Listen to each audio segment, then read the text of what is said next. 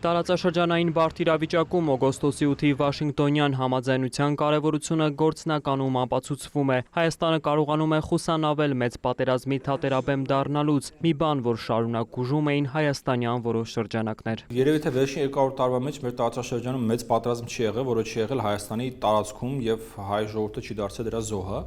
Ու դա այսպես անբեկանալիորեն կապված է եղել մեր ճակատագրի եւ մեր մեծագույն ողբերգությունների հետ։ Հիմա մասամբ նաեւ ուրեմն օգոստոսի 8-ի հռչակագրի շնորհիվ եւ մասամբ նաեւ Հայաստանի դիվերսիֆիկացման արտաքին քաղաքականության ուղղության շնորհիվ ստեղծվել է իրավիճակ, երբ որ կա հնարավորություն Հայաստանը դուրս պահել բոլոր հնարավոր հակամարտություններից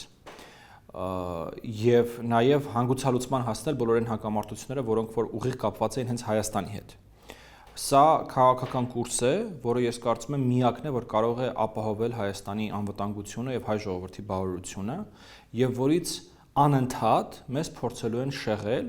ուժեր, որոնց ձեռք չի տալիս, որ Հայաստանը լինի խաղաղ պետություն եւ որ կոնֆլիկտներում Հայաստանը ներգրավված չլինի։ Արդեն 5-րդ տարին շարունակվում է ռուս-ուկրաինական պատերազմը, եւս մեկը պայթել է հարևան Իրանում։ Միաժամանակ Հայաստանի Հանրապետությունն ապրում է իր բացառիկ խաղաղ ժամանակաշրջաններից մեկը, նկատում է փորձագետը։ Արցախի անկումից հետո հայ-ադրբեջանական հարաբերությունների ուրեմն ամենալարված կետը դարձել էր կոմունիկացիաների հարցը, իմասնավորի Ադրբեջան-Նախիջևան կոմունիկացիայի հարցը, եւ այդտեղ կար նաեւ երրորդ պետություն Ռուսաստանի Դաշնությունը, որը որ այսպես ազնիվ գործարք չէր առաջարկում, այլ առաջարկում էր ըստ էության արտատարածքային միջանցք եւ պարտադրում էր կողմերին գնալ այդ արտատարածքային միջանցքի ուղղությամբ։ Հայկական կողմը դիմատեւական դիմադրության եւ ինչ որ պես սկսած նաեւ Միացյալ Նահանգների հետ աշխատանքի ճանապարհով կարողացավ այդ խոսակցությունը բերել հասցնել թրիփին, որը այլևս արտատարածքային միջանցք չէ, որը շատ կոնկրետ բիզնես պրոյեկտ է Միացյալ Նահանգների մասնակցությամբ եւ որը հայ-ադրբեջանական հարաբերություններից դուրս է բերել դրա, ինչպես նշեցի, Արցախի անկումից հետո ամենաթունավոր բաղկացուցիչը եւ հնարավորություն է ստեղծել կարգավորման գործընթացը աբես առաջ բերելու կամ եթե կուզեք դուրս է բերել կոնֆլիկտի վերսկսման վերջին հնարավոր պատճառը։ Եթե հաղորդուղիների հարցը շարունակեր մնալ նույն հակասությունների տրամաբանության մեջ, տարածաշրջանային ներկայիս ապակայունացումը կարող էր մեծացնել նաև հայ-ադրբեջանական նոր բախման ռիսկը։ Ավելի կոնկրետ Ադրբեջանի նոր հարձակում Հայաստանի վրա հնարավոր կլիներ։ Եվ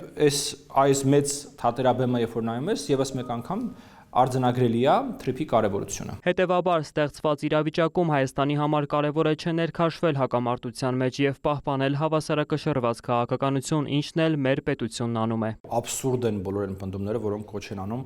որևէ կողմ զբաղեցնել, ընդ որում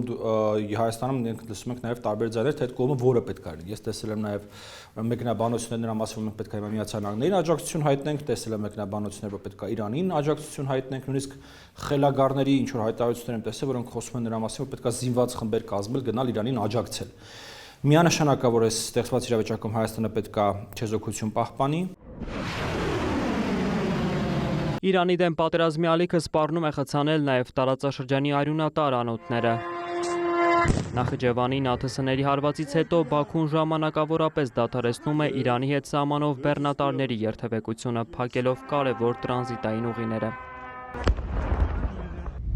Ադրբեջանական փորձագիտական դաշտում արդեն իսկ այս խնդիրը, որ առաջացել է Նախիջևանի հետ ցամաքային կապը Իրանի տարածքով քննարկվում է եւ նաեւ առաջարկներից մեկը այն է,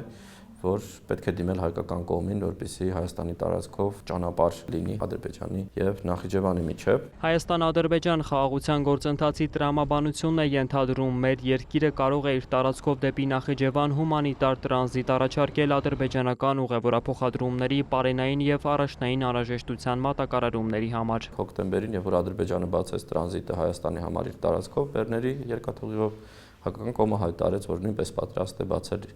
իր տարածքով տրանզիտը Թուրքիայից, Մարգարայից դեպի տեղ, կամ Վարդենիս, այսինքն տարբեր առաջարկներ հնչեցվեց հայկական կողմից։ Ես կարծում եմ, որ այս տարբերակը շատ ավելի իրատեսական է, եւ նաեւ կարող է աշխատեցնել այս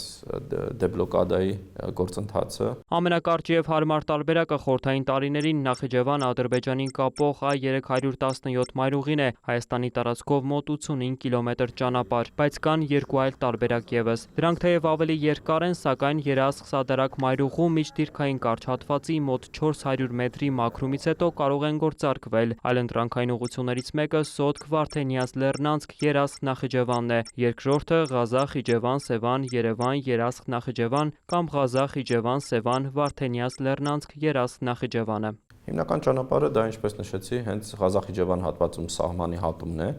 ցամաքային, որտեղ մոտ 2 կիլոմետր է վնասված ճանապարհի, ընդ որում ինքը վնասված չէ այն աստիճանի, որ հիմա իսկ անանցանելի լինի, այսինքն եթե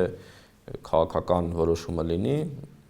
մի 2 օրվա ընթացքում կարելի է բացել հաղորդակցությունը եւ այդ հատվածում եւ Սադարակ Երասխ հատվածում,